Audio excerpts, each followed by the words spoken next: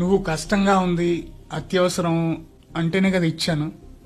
డబ్బు ఎంతైనా సరే, అమౌంట్ ఎంతైనా సరే నా కష్టార్జితమే కదా అది, నా డబ్బే కదా అది. ఆ డబ్బులు తీసుకునేటప్పుడు ఉన్న వినయం, బాధ, సౌమ్యం ఇవన్నీ తిరిగి ఇచ్చేటప్పుడు కోపం, చిరాకు, లెక్కలేనితనం ఇలా ఎందుకు మారిపోతాయి? ఏదో అవసరంలో ఉన్నామనే కదా. నా స్వార్జితం నా ఇంట్లోనో నా పిల్లలకో ఖర్చు పెట్టుకోకుండా నీకు ఇచ్చింది.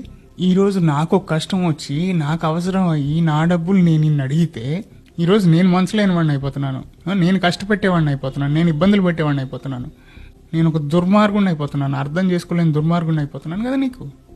ఈ అప్పు చేబుదులు అనేటివి మనకు అత్యవసరాల నుంచి కాపాడే సంజీవిని లాంటివి.